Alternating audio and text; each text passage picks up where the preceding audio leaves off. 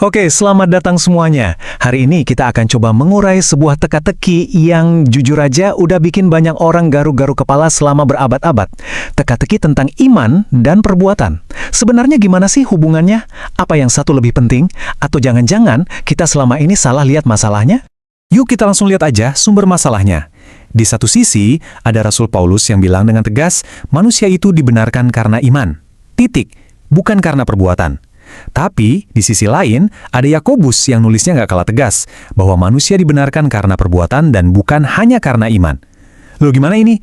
Kelihatannya kan tabrakan banget ya? Nah, ini dia pertanyaan utamanya. Apa Alkitab ini bertentangan dengan dirinya sendiri? Atau, mungkinkah ada sebuah pemahaman yang lebih dalam yang bisa mendamaikan keduanya? Mari kita cari tahu bareng-bareng. Pertanyaan pertama yang penting banget buat kita ajukan adalah, apa iya Paulus dan Yakobus ini lagi adu argumen, lagi saling menyanggah gitu? Atau ada kemungkinan lain? Jangan-jangan mereka sebenarnya sedang ngomongin dua masalah yang sama sekali berbeda, dari dua sudut pandang yang juga berbeda. Konteksnya penting nih. Oke, kita bedah dulu sisi pertama dari teka-teki ini, yaitu dari sudut pandang Paulus.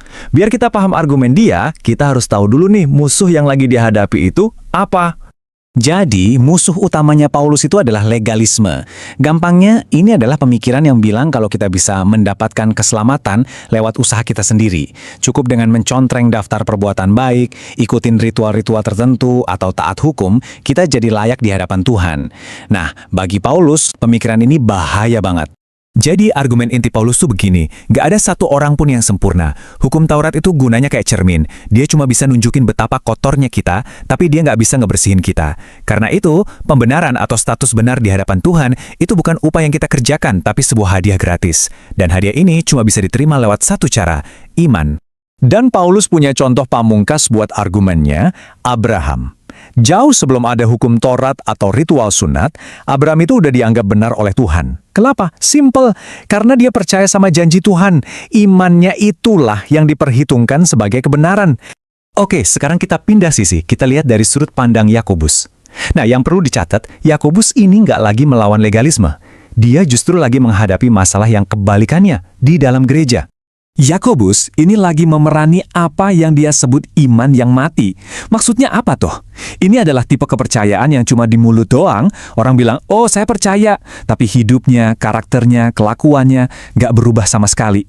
Cuma pengakuan kosong tanpa bukti nyata.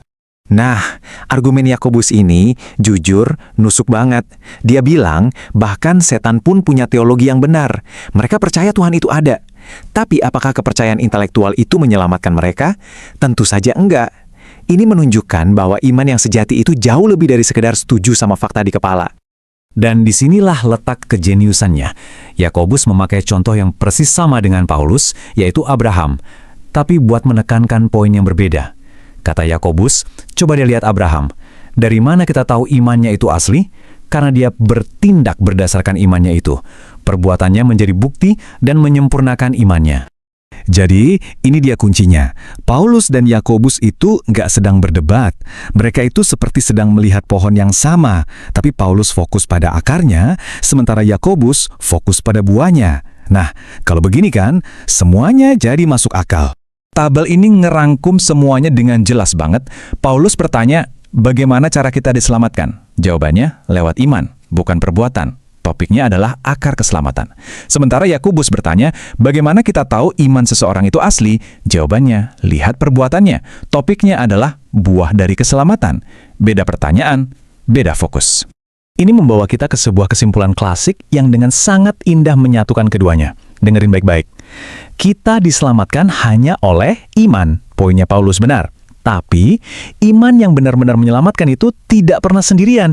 Ia pasti akan menghasilkan perbuatan. Poinnya Yakobus juga benar. Analogi pohon ini pas banget buat menggambarkannya. Bayangkan keselamatan itu sebuah pohon. Paulus lagi ngomongin akarnya, yaitu iman kepada Kristus. Itu sumber kehidupannya yang tersembunyi. Sementara Yakobus, dia lagi ngomongin buahnya, perbuatan baik yang bisa dilihat semua orang, yang secara alami tumbuh dari pohon yang hidup dan sehat.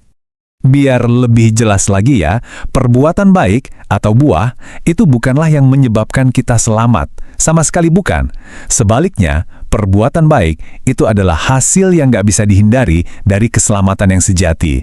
Apel kan nggak bikin pohon apel jadi hidup. Pohon apel yang hiduplah yang pasti menghasilkan apel. Terus, apa urusannya buat kita hari ini? Kenapa ini penting banget? Karena kalau kita paham keseimbangan ini, kita bisa menghindari dua jebakan ekstrim yang sangat berbahaya dalam kehidupan iman kita.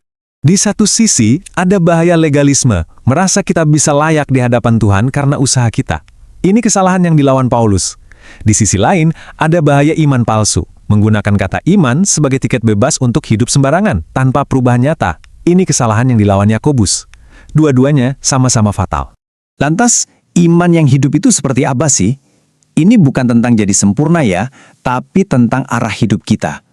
Ada kebencian yang tulus terhadap dosa, ada kerinduan untuk hidup kudus, ada kasih yang nyata dan terus tumbuh untuk orang lain.